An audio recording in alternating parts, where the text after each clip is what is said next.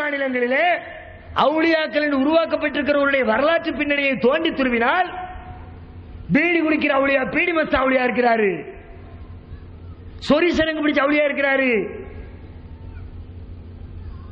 வருஷக்கணக்கில் நகை வெட்டாத அவுளியா இருக்கிறாரு,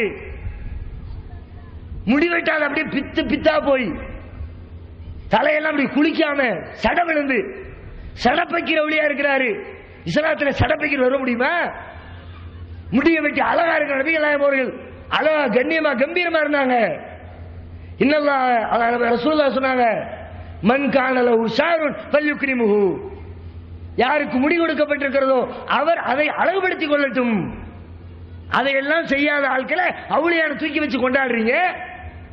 நான் கேட்கிறேன், அல்லாஹ்விடத்தில் இவர் நேசருங்கிறது விடுங்க, அல்லாஹ்வுடைய உள்ளத்தில் இவரை நேசிக்கிறானா இல்லையாங்கிறது ரெண்டாவது சப்ஜெக்ட். உங்க பொஞ்சாதி உங்களை நேசிக்கிறாளா சொல்லுங்க பாப்போம். அல்லது பொண்டாட்டிமாருக்கு புருஷங்கான உண்மையிலே நம்ம மேல பாசம் வச்சிருக்கானா, அல்லது வந்து உட்கார்ந்த உடனே நீ இல்லாம என்னால இருக்க முடியலன்னு துபாக்கூர் பல்ட்டி அடிக்கிறானா? அப்படி அடிக்கத்தான் வேணும், அது அடிக்காம குடும்ப வாழ்க்கை ஓட்ட முடியாது, அது வேற விஷயம். புரிது பொண்டாட்டினா அது மாதிரி ரெண்டு வார்த்தையை விட்டுக்கிட்டா தான் குடும்ப வாழ்க்கை சந்தோஷமா ஓடும். ரசூலாவே அனுமதி கொடுத்துட்டாங்க. சும்மா அள்ளி விடப்பா பஞ்சாயத்து போய் உட்காந்துட்டு ஐஸ்வர்யா ராயெல்லாம் ஒரு அழகா உன் முன்னாடி உன் கால் தூசிக்கிட்டு நிக்க முடியுமா? விடு. ஒரு வாரம் அம்மா வீட்டுக்கு போயிட்டு வந்தோடனே நீ இல்லாம நான் பட்ட பாடு இருக்கே, விடு. சந்தோஷமா இருந்திருப்பான், ஒரு வாரம் நிம்மதியா இருந்திருப்பான், எந்த தொல்லையும் இல்லடா, பஞ்சாயத்து இல்லடா, தொண தொண தொண தொண்ணன்னுகிட்டே இருப்பான். அப்படின்னு இருந்திருப்பான். வந்த உடனே ஒரு வாரம் நான் பட்ட பாடு இருக்கு சொல்லு, நீங்களா மாதிரி சொல்லுங்க, அவ்வளவு சொல்லட்டும், அதான் பிரச்சனை இல்லை. நிஜமாவே உள்ளத்துல நம் மனைவி நம்மை நேசிக்கிறாளா, நம் கணவன் நம்மை நேசிக்கிறானா கண்டுபிடிப்பியா? கண்டுபிடிச்சிருந்தா பத்திரிகை செய்திகள் இன்னைக்கு வர்ற மாதிரி வராது. ஏன்? கள்ளக்காதலனோடு சேர்ந்து வெட்டி கொலை, கள்ளக்காதலனோடு தப்பி ஓட்டம். என்ன ஓட்டம்? நேத்து வரைக்கும் குடும்பம் நடத்திருக்கான் புருஷன் பொண்டாட்டின்னு, நேத்து வரைக்கும் சந்தோஷமா இருந்திருக்கிறாங்க. இன்னைக்கு தான் செய்தி தெரிஞ்சிருக்குது, ஆல் எஸ்கேப். அப்பதான் தெரியுது, ஆஹா நம்ம மோடிவல் போலித்தனமாக குடும்பம் நடத்தி இருக்கிறாள். நம்மை உண்மையாக நேசிக்கல, வேற எவனையோ நேசிச்சிருக்கிறா. இவளுடைய உள்ளத்துல நாம இல்ல வேறொருத்தன் இருந்திருக்கிறான் என்பது அவ ஊர் தாண்டி போன பிறகுதானப்பா உனக்கே தெரியுது. உன் கூட 10 வருஷமா குடும்பம் நடத்தின பொண்டாட்டி உள்ளத்துல யார் இருக்கான்னு கண்டுபிடிக்க முடியல.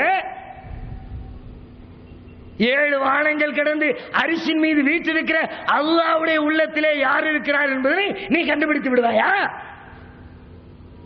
பொய் இல்ல, ஏமாத்து வேலை இல்ல, உனக்கு கேள்வி கேட்க ஆள் இல்லாட்டி அவரை நீ சம்பாதிக்கிறதுக்கு ஏன் இஸ்லாத்தை பயன்படுத்த? அதான் கேள்வி. நீ சம்பாதிச்சு தோலை, எவனையும் ஏமாத்தி என்ன பிராணம் பண்ணு. போலீஸ் கேட்குதோ கேட்கலையோ, கவர்மெண்ட் கேட்குதோ கேட்கலையோ, ஏன்னா அவங்க பிரச்சனை வந்தா தான் கேட்பாங்க, பத்திரிகைக்காரன் சொன்னா தான் கேட்பாங்களாம், கம்ப்ளைண்ட் பண்ணாதான் கேட்பாங்களாம். அது கேட்குது இல்ல விட்டு தொலை, அது எங்களுக்கு பிரச்சனை இல்லை. நீ இஸ்லாத்தின் பேரை பயன்படுத்துற, அதை ஒத்துக்க மாட்டோம் நாங்க. வேற என்னமா சொல்லிட்டு போ, உன் பேரை வச்சு நான் ஒரு அவுளியா, நான் ஒரு மதம், நான் ஒரு ஜாதி அப்படின்னு நீ தனியா டிக்ளேர் பண்ணு. இஸ்லாத்தை ஏன் சம்பந்தப்படுத்துகிறீர்கள்? இஸ்லாத்துக்குள்ள இருந்தா சம்பந்தப்படுத்தி, இல்லாட்டி சம்பந்தப்படுத்தாங்க. அவுளியாங்கிற கான்செப்ட் இஸ்லாத்துல இல்ல. மறுமையில அல்லாஹ்வுக்கு தான் தெரியும், அது உலகத்துல யாராலும் கண்டுபிடிக்க முடியாத ஒன்று. அத்தோட விட்டியா? சரி, வெறுமனே அவுளியான்னு சொல்லிட்டு விட்டா கூட பிரச்சனை இல்லை, போய் தொலைகிறான்னு விட்டுலாங்க. அதை வச்சுக்கிட்டு பண்ற கூத்து இருக்குதே, அவ்வளவு வழிச்சாட்டியம். வாங்க, ஷேக் ஜாது அவுலியா வெறும் அவுலியா மாத்திரம் இல்லை, அல்லாஹ்வுடைய நேசர் மாத்திரம் இல்லை, அவர்தான் ஹக்கீம். டாக்டர் சையத் சத்தாரா ஹக்கீம், ஷேக் ஜாது அவுலியா. என்ன ஹக்கீம்? நோயை குணப்படுத்துற டாக்டரப்பா. எத்தனை நோயை குணப்படுத்தினார் பாரு. வந்து கேட்டா வந்து பார், டெய்லி வந்து பார், எவ்வளவு நோயாளிகள் வந்து குழுமுகிறார்கள் பார். கேரளாவிலிருந்து வருகிறார்கள், கர்நாடகாவில் வருகிறார்கள், தமிழகத்தினுடைய பல்வேறு பகுதிகளில் வருகிறார்கள். நோயாளிகள் எல்லாம் வந்து குழுமுகிறார்கள். எல்லாருக்கும் மருத்துவம் பார்க்கிறார். யாரு? எத்தனையோ வருஷத்துக்கு முன்னாடி செத்து போனவர் இப்ப உட்கார்ந்து மருத்துவம் பார்க்கிறாரா? சரிங்க, ரொம்ப நல்லதா போச்சு. மருத்துவம் பார்க்கிறாருல, இருக்கிற எல்லா கிளினிக்கையும் எடுத்து மூடிடுவோம். எதுக்கு அப்பல்லோட போய் லட்சக்கணக்கில் செலவு பண்ணணும்? எதுக்கு ஒவ்வொரு மெடிக்கலுக்கும் காசு கொடுக்கணும்? இருக்கவே இருக்கிற லோக்கல் ஷேக் வழியா இருக்கும்போது நான் எதுக்கு கிளினிக்கு போகணும்? வெளியூர்காரன் எல்லாம் ஹக்கீம் ஷேக் தாவூத் வருவாங்களாம். ஆனா அதை நிர்வாகம் பண்ற, அந்த உண்டியலை உடைக்கிற, அதுல இருக்கிற காசை பங்கு போடுற, அதுக்காக வேண்டி வக்காலத்து வாங்குற, அதை எதிர்த்து பிரச்சாரம் பண்ண போனா ஊருக்குள்ள வராதுன்னு சண்டை போட வர்ற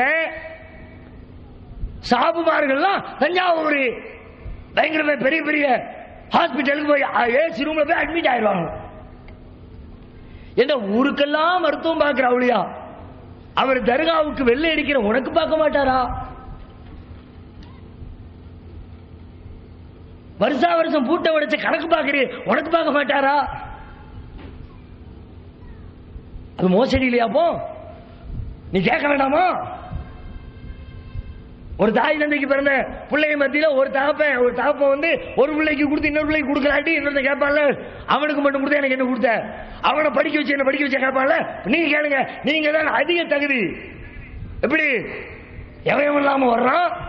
வந்தேரிக்கெல்லாம் உதவி செய்யற சேர்த்தாதவர்களே, குடியேறி இருக்கிற எங்களுக்கு ஏன் உதவவில்லை? நீ கேட்க மாட்ட, உனக்கு தெரியும். இது பார்க்கும் நம்ம பண்ண செட்டப் தானே, அங்க ஒண்ணு இல்லை. உனக்கு தெரியுமாப்பா? வைத்தியம் பார்க்கிறவர் சேர்த்தாதவழியாவா? இஸ்லாத்தினுடைய அடிப்படையை தகர்த்து விட்டீர்களா பாவிகளா? பகுத்தறிவு பாலவன் நபி இப்ராஹிம் அலைஹிஸ்ஸலாம் மக்கள் மத்தியிலே ஏகத்துவ பிரச்சாரம் செய்து கொண்டிருக்கிற பொழுது படைத்த இறைவனை பற்றி அறிமுகப்படுத்துகிறார்கள். ஓ இதா மரிதுது ஃபஹுவ யஷ்ஃபீன், நான் நோய்வாய்ப்பட்டால் என் இறைவன் தான் என் நோயை குணப்படுத்துகிறார். அல்லாஹ் தான் நோயை குணப்படுத்தினான். மருத்துவம் பாரு, அந்த வழியா நான் குணப்படுத்துறேன் அல்லாஹ் சொல்றான். அவுளியா குணப்படுத்துறாருங்கிறது கடைந்தெடுத்த மோசடி இல்லையா? அல்லாஹ் சொல்கிற வார்த்தைக்கு நேர் எதிரான தத்துவம் இல்லையா? மருத்துவம் மட்டுமா? மருத்துவத்தில் பல டிபார்ட்மெண்ட் இருக்குது. பல் மருத்துவம் இருக்கிறது, கண் மருத்துவம் இருக்கிறது, எலும்பு மருத்துவம் இருக்கிறது, சைக்கியாரிஸ்ட் மனோதத்துவ மருத்துவம் இருக்கிறது. எல்லா டிபார்ட்மெண்ட்டும் பார்ப்பான். இங்க வருஷ கணக்கில் கஷ்டப்பட்டு செலவு பண்ணி படிக்கிறவனே ஒண்ணுக்கு மேல இன்னொன்னுக்கு தாவ முடியல, அதுக்கே அவன் லைஃப் முடிஞ்சு போயிரு. ஸ்பெஷலிஸ்டா ஐ ஸ்பெஷலிஸ்ட், கண் மருத்துவர் கண்ணுக்கு மட்டும்தான் பார்க்கிறார். எலும்பு மருத்துவர் எலும்பு மட்டும்தான் பார்க்கிறார். சேர்க்காத வழியா எப்படியா அவரு எம்பிபிஎஸ் லோக்கல் எல்லா மருத்துவத்தையும் பார்ப்பாரு, அத்தோட சைக்கியாரிஸ்டையும் சேர்த்து பார்ப்பாரு. மனோ தத்துவ மருத்துவர் பேய் பிடிச்சிருக்கா இங்க கூட்டிட்டு வா, பேய்க்கு நான் பார்க்கிறேன். நான் அவர் வந்து பாரு, பேயை ஓட்டுக்கிறோம். இது மாதிரி ஊர்ல பல பேர் இருக்கிறாங்க, பேய் ஓட்டுறவளியா? பேயெல்லாம் ஓட்டினார்ல, பேயே ஓட்டு. பேய் மனுஷனை விட சக்தி வாய்ந்ததை அப்படிதான் நம்புறிய? அவ்வளவு கண்ணுக்கு தெரியாத பேயே ஓட்ட தெரிஞ்ச அவுளியாவுக்கு ஏர்வாடியில் 25 மனநல பாதிக்கப்பட்ட பைத்தியக்காரங்க கட்டி போடப்பட்டிருந்தாங்களே, தீ விழுந்து எரிஞ்சு கருகும் பொழுது அந்த விலங்காவுத்து விட தெரியலையப்பா. கண்ணுக்கு எதிரே தெரிகிற விலங்கை அவிழ்த்து விட தெரியாத ஒருவர் கண்ணுக்கு தெரியாத மனநோய்களை குணப்படுத்துவாரா? பேயை ஓட்டுவாரா? சூனியத்தை எடுப்பாரா? அடே பேய் ஒண்ணு இருந்தா ஓட்டுறதுக்கு இல்லாத ஊருக்கு வழி சொல்லிக்கிட்டு இருக்கிறிய. பேய் இருக்குதா? பில்லி சூனியம் இருக்குதா? காட்டு. நீ அவர் பார்த்தாரு, இவர் பார்த்தாரு, நீ பார்த்தியா? ஆமாங்க பார்த்தேன். எப்ப பார்த்தேன்? நைட்டு 12 மணிக்கு பார்த்தேன். ஏன்டா 12 மணி? பேய் பலமானது தானே. நைட்டு 12 மணிக்கு வர பேய பகல் 12 மணிக்கு வர சொல்லி நீ நல்லது. பேய் அடிச்சா புள்ள தாங்காதுங்கிறதுல, பேய் பவர்ஃபுல்லானதுங்கிறதுல, பேய் மனுஷனையே குழப்பிருங்கிறதுல, சில நேரத்தில் பேய் அடிச்சு ரத்தங்கிக்கு சாவான கதை விடுறல, அவ்வளவு பவர்ஃபுல் பேய் நைட்டு தான் வரும். இருட்டுக்குள்ள தான் வருமா? வெளிச்சத்தில் வர சொல்லு, வராது. வெளிச்சத்தில் ஆளை கண்டுபிடிச்சிடலாம். இது மேலத்தில் அப்துல் காதர் பேய்டா, அடி மண்டையில. கீழத்தில் ஆயிஷா பேய் பேய்டா, பிடி மண்டை அடிச்சு சாத்தி படலாம்ல. நீ போடுற வேஷம் எங்க பேய்? ஒரு இடம் கிடையாது பேய்.